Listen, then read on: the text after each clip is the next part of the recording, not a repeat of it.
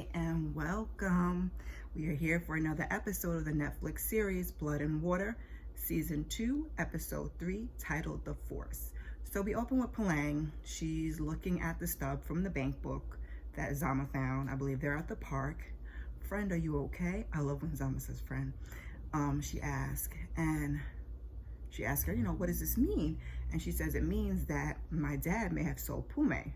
And I have to correct myself. In the last review, I said the amount in the book was $3,500, but it was in fact $35,000. Charge it to me speaking too fast. So Zama asks her, she's like, you don't actually believe that, do you? And Puleng is like, I don't know what to believe at this point. Well, at least we know Fix isn't Phume. But Puleng doesn't believe the DNA results. She says something is off. I think so too.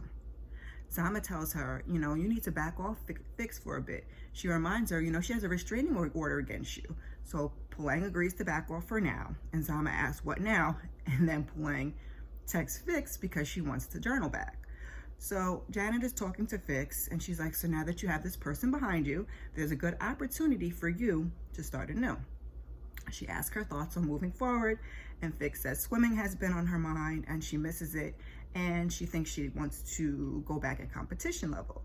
So the situation also makes her want to have a better relationship with her parents, especially her dad.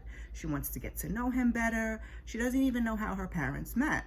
And she realizes she's been self-centered and she wants to be bettered. Self-centered, isn't that most teenagers? I'm just saying.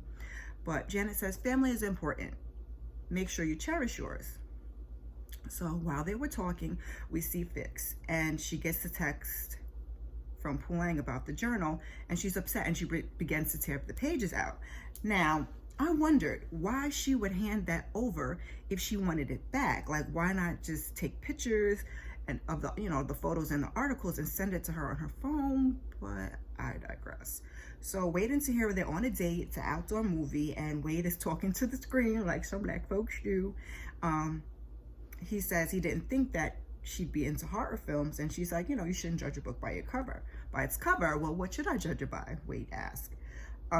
So she kisses him. He's got a mouthful of popcorn. So he's like, chews up the popcorn, swallows it, and he throws it a thumbs up, and they kiss. He's so silly. So the kids are in class, and it is career focus week at Parkhurst. And I look a little awkward. You have to excuse me. I'm trying to get comfortable on my couch here. So in a few days, they will have various prestigious parents and alumni. They will come to sell the students on why their jobs are important. But the teacher believes they should be thinking of creating their own jobs for themselves, creating their own jobs and for others. He gives them a new assignment. In groups of 3, the team will put together a business proposal and present it in class. They attempt to break into 3. Sam wants to join Chris and Fix, but he's like, no, sorry, we're full. And he tries to ask everybody. Reese is already in a group. KB is already in a group. So Sam says, listen, let's put this behind us. There's a misunderstanding. And Sam says he used to have his own business and he still has the plans he used to raise finances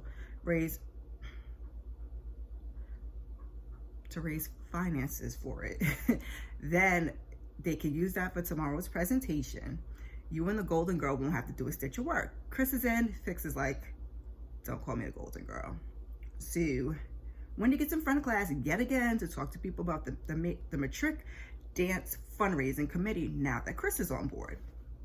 Chris plays cricket sounds from his phone, and Wendy doesn't find it funny. So after class, he apologizes. He says it was a joke, and Wendy's like, I'm going to tell Principal Daniels that you're not contributing. So Tahira says she's there, she'll help out. So now Fix meets with Puleng in the bathroom. They're stall by stall, and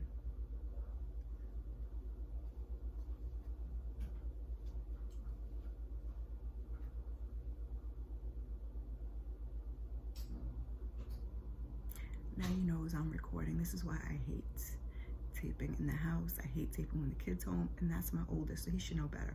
But we're just gonna keep going. So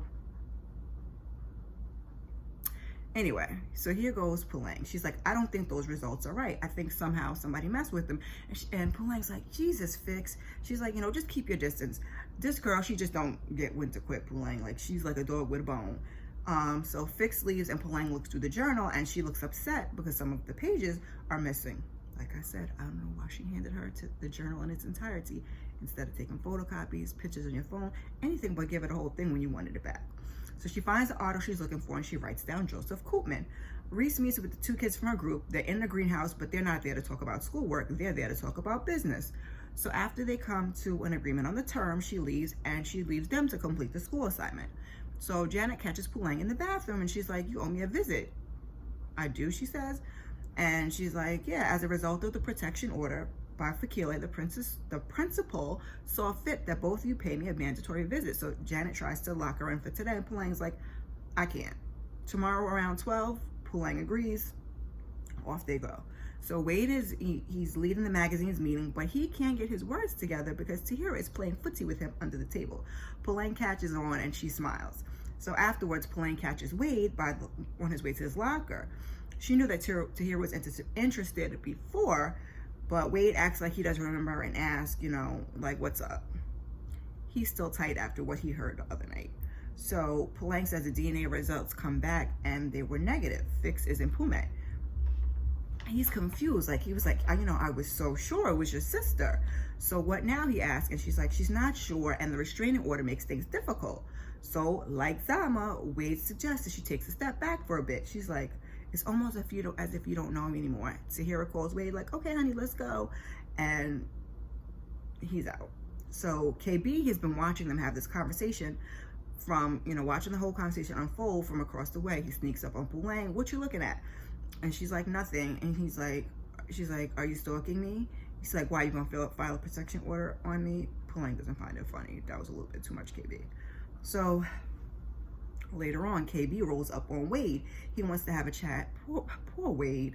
So, Puleng and I ain't seeing each other. He's like, yes, I'm aware, but I'm sure the whole school is aware. So KB's like, I don't know if you noticed, but Puleng's been acting kind of weird lately.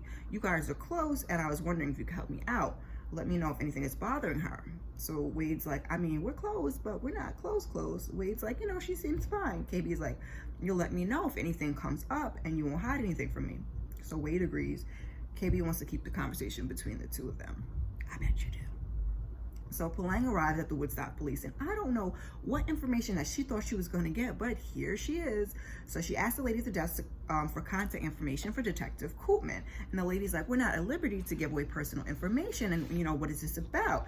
So she asked her age, and she says, you should have your parents come up on your behalf. So Puleng is there, she's looking to defeat it, and the lady was like, okay, what case? But then Puleng was like, never mind. I guess she didn't want to get all her personal business or whatever out there. But she got a little apprehensive, so she ends up leaving. She gets home, and her mom asks, where you've been. She's like, she was working on a group project. She's like, she's lying. And Puleng's like, I'm sorry, I've been so stressed lately. And mom's like, I don't know. She's like, you could have called, text. I don't remember what she said, but Puleng gives one final apology, and she goes to her room. So Fix is home, and Dad comes in, and she asks him to have coffee with her. Isn't it, late for you to be having coffee? No, I was up working on something anyway. So he's like, oh, okay. My pleasure, sit down, let's whatever. It turns out that he used to be a barista, so he pours a pretty cup of coffee or espresso, cappuccino, whatever it is, with like a little heart. She takes a picture of it, she puts it on social media. So, she's happy that she's sitting with her father, and then she's gonna, perhaps find out some more stuff about him. So KB's dad says he's invited one of his friends who's an entertainment lawyer to come to career day. He says with his passion for music and entertainment, maybe KB can specialize in entertainment law instead of criminal.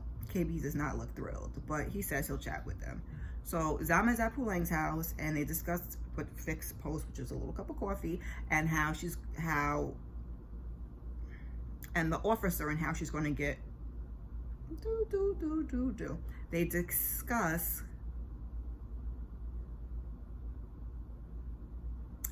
how the officers that Puleng went to get information on was framed. Zama's like, yeah, no, says every corrupt cop. So Zama asks her how she plans on finding this guy. And Puleng's like, you mean how you plan on finding him? But just then Tandy comes in. her and Julius are going on date night. So Julius walks in behind her. Looking good, Mr. K, Zama says. Crickets from Puleng. So when they leave, Zama says, rude much? Like, she has to remind her, like, Puleng, he is still your dad. Thank you, Zama. Thank you. These kids be rude. So, hey, is your cousin still a cop? Puleng asks. She's like, no, I haven't spoken to him in years. But somehow they talk, and she convinces Puleng to make contact.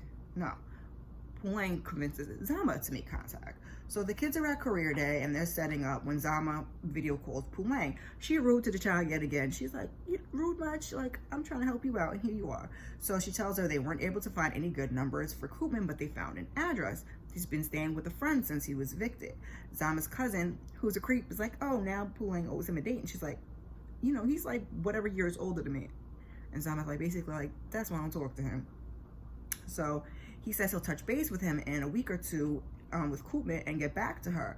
So, but Zama had already sent her the address and then tells her not to go there. Now, Zama, you know better. You shouldn't have sent her the address if you didn't want her to go. Like, you know how Puleng is. Puleng is nosy. Puleng is like, Inspector Gadget. I think I might have said that on clickbait, but that's how Puleng is. Don't go there by yourself. You're looking for trouble. Wait for Eric. He's like, yeah, thank you, girl. Yeah, whatever. Gets off the phone. So back at the setup for career day, Tahira and Wade talk, but she has to go because she promised to help Wendy. So she kisses him on the cheek and she leaves, and Wade is so excited. So then we see the kids in class giving their presentation on the businesses they've created, the business plans they've created. So the teacher's impressed with Sam and Fix and Chris's presentation, and Reese's group it's their turn up next. So I was confused with the kids laughing because the presentation was on candy, or was the candy supposed to be drugs?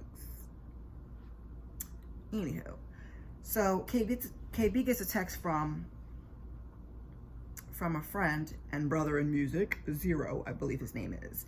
He got them a meeting with Howard from Next Up, and he says he'll pick them up in an hour.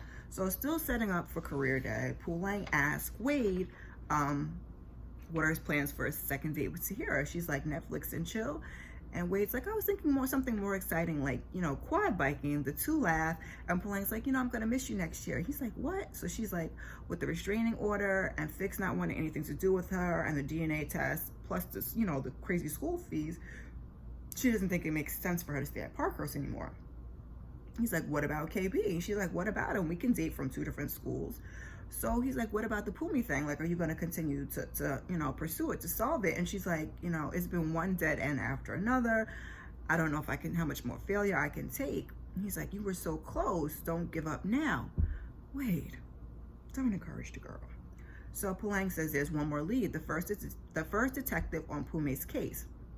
He claims he was framed for corruption and then fired after investigation of Point of Grace. So he may have some answers, but he's off the grid. So Wade agrees to go with her. He's such a good friend, but he be getting himself in so much trouble with this girl.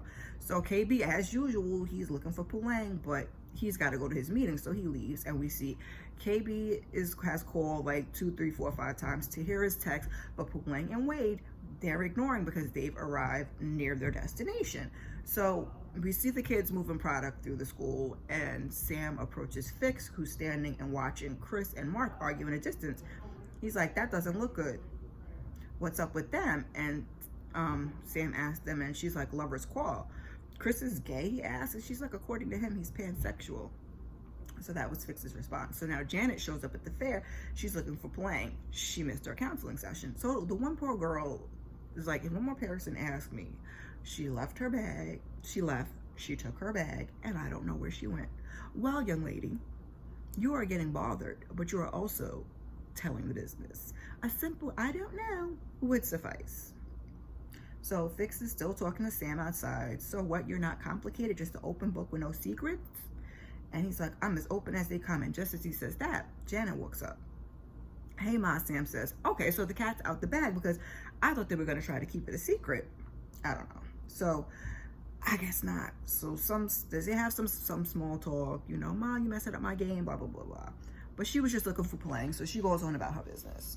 So KB's dad is there. He's giving his presentation, but KB isn't there. His friend presents after him. Still no KB. Dad talks to the group about the internship that he's doing, and then as they wrap everything up, he sees Janet. I didn't realize you were pregnant. Why would you? She replies. It doesn't change my ability to do my job, does it? He grabs her arm and he's like, make sure it doesn't.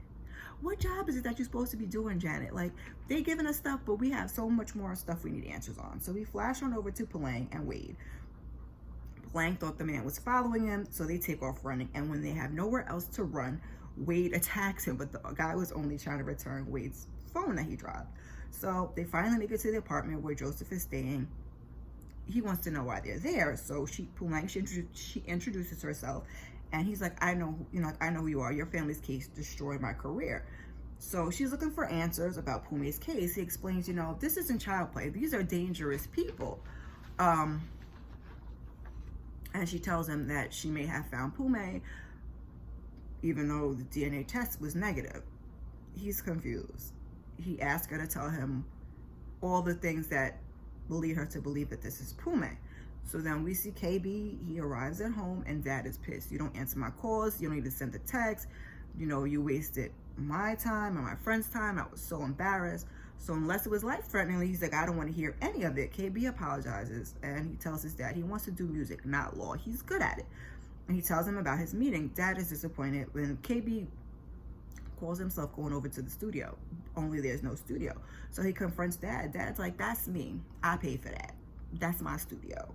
So Dad tells him if he wants to do music, you have to earn it. Like, you do the work, and then, I'll see about supporting you. But, like, I just gave it all to you. You don't even want to do law. So if you're going to do it, he's like, you're not going to be a mediocre. You're going to be great, blah, blah, blah. Long story is, get your stuff together, and maybe I'll give you your studio back. And maybe I'll give you, whatever. So we're back at Puleng. She's explaining, and the girl, this is a lot. This is the end piece. We're wrapping it up, but it is a lot. She is explaining it all to Joseph. She's running out of options, but she can't let it go. He says, you're on the right track, but it's just the tip of the iceberg.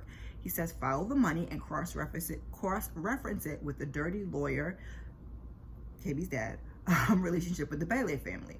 So he says, if Phume was trafficked, somebody paid for her, and somewhere the money left tracks. And they at least need evidence that Mrs. Bailey paid Point of Grace. But it gets messy. He said he was on the same path before he was terminated. He tracked and interrogated a Point of Grace intermediary, maybe saying that wrong, a man who admitted to him that Julius paid him for Phume. So he said, one day we had coffee, and the next day he disappeared. So he said he disappeared off the face of the planet. Puleng asked if her dad took money for Phume. Joseph says he believes so. He has motive. What motive did Mr. Kamalo have? Wade asked. So Julius was going to do a paternity test once Phume was born. Joseph believes that's why he sought to give up Phume and make some money in the process, because he believed Tandy had a baby with somebody else, and that wasn't his child. So you could tell Puleng was having a hard time. She was part-time processing the information she just received. So he apologizes, and he says, if you want to solve this thing, you're going to have to face the whole truth. That's a lot for a kid to take. So she cries, and the two are headed back. They're in like an Uber or whatever they use over there. And she apologizes. She's crying. She feels overwhelmed. He's like, it's okay. Why are you my friend? He comforts her, and they're about to kiss, and then there's like car horns honking, and the episode ends. And wow, again, this episode gave us a lot. We learned more about Julius's possible motive, but like I said, there's so much more to find out. I hope you'll come back and join me for episode 4. In the meantime, check out some of my other videos. Thank you. Before you go, share, like, subscribe, drop me a comment in the comment section, and I appreciate you. Peace.